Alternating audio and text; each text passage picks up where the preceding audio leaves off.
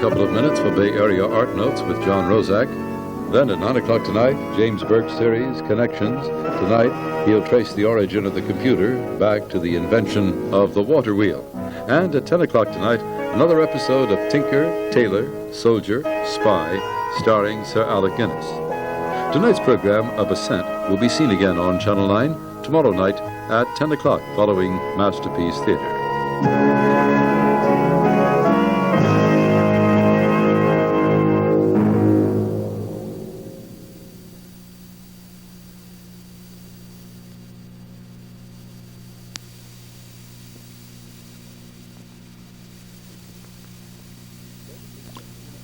Presentation of The Ascent of Man on KQED is made possible by a grant from Owens Corning Fiberglass.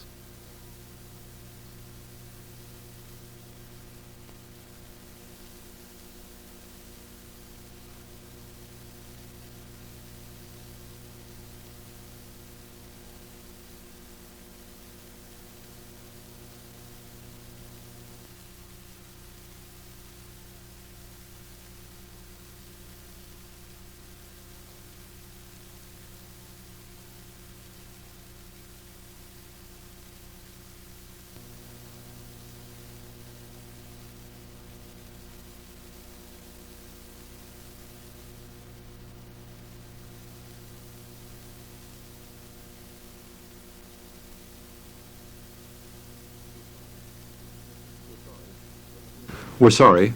We're having a technical problem. Please stand by.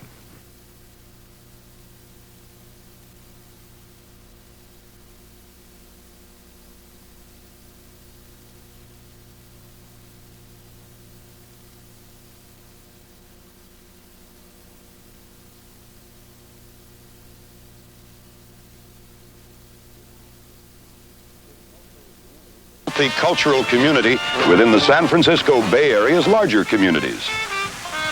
Thousands of families, hundreds of thousands of people come to visit,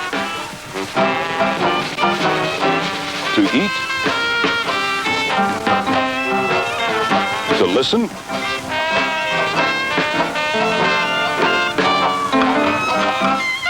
to watch. Carol Levine's locally produced documentary, Celebrate a San Francisco Sunday at Stern Grove, here on Channel 9, Monday night at 8.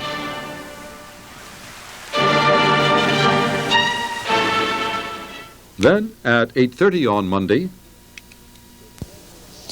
it's said we Americans consume more drugs per capita than any other people in the world. Not the contraband illegal kinds, but the pills and medicines prescribed by our doctors. The question is, are drugs being overprescribed today? I think there are a lot of people with serious prescription problems and they don't know it. They don't know how hooked they are. If they tried to stop taking them, they would find out how hooked they are.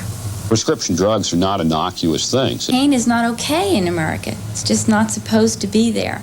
And so the pharmaceutical companies have come up with a way to deal with that. I think that we have a responsibility, if you will, to share our knowledge with physicians. We'll be looking at the many sides of this important issue on The Medicine Show, next time on U.S. Chronicle. that will be Monday night at 8:30, the U.S. Chronicle program, Medicine Show. And Monday night at 9 o'clock,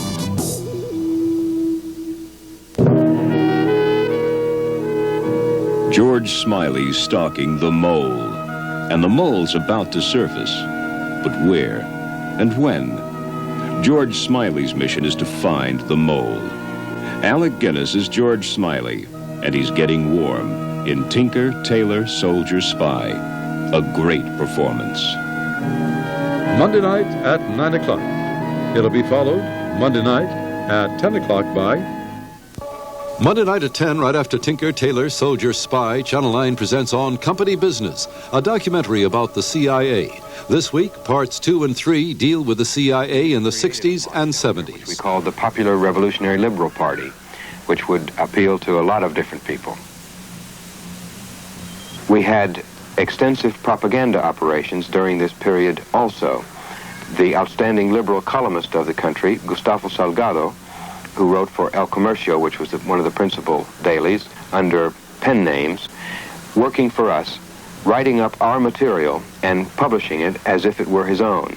were able to force the Ecuadorian government to break relations with Cuba, and at the same time we were able to promote repression of left-wing political organizations, eventually establishing a military junta which took over in July of 1963. On Company Business, Monday night at 10, here on Channel 9, right after Tinker, Tailor, Soldier, Spy. Funding for Art Notes was made possible in part by a grant from the San Francisco Foundation.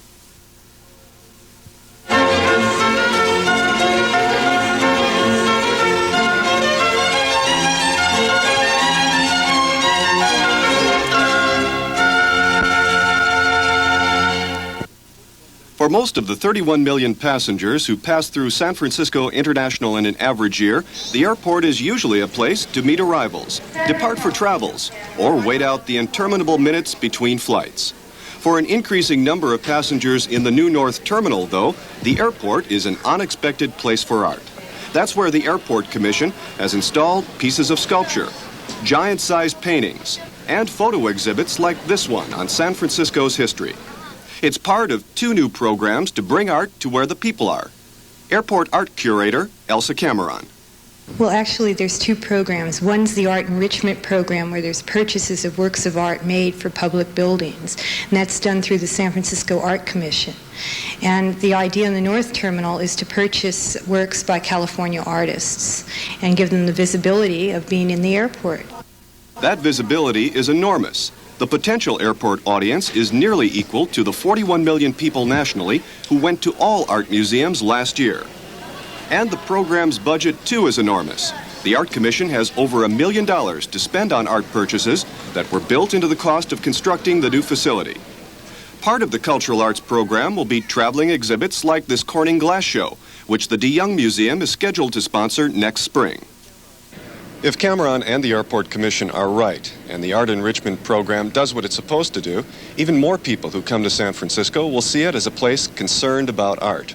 Already they've installed these Benny Bufano sculptures in the long walk from the United Terminal entrance to the exit of the airport. The Bufanos, like the smiling Blue Madonna, the crawling snail, or the delightful stone mouse, and the red granite owl, together with the Mulan Studio show of historic San Francisco photos, are two exhibits the Airport Commission has already installed. And while there's some question as to whether the Airport or Art Commission will have final say about what goes where, the effect on passengers so far has been overwhelmingly positive. It helps fill some time today. Some background in San Francisco. I'm familiar with San Francisco, and it's nice to get some history of the city and see what it looked like. I just happened to miss my first plane, waiting for another one, and I saw it down here. I'm enjoying it. Well, it kind of lessens the couple of hours of boredom I've got at the moment. These are great because my family is fourth generation San Francisco. So they add a fantastic dimension. Plus his photographs, they're really beautiful. While the passengers are pleased with the new airport art, so too are the artists. Berkeley muralist John Whirl wants to display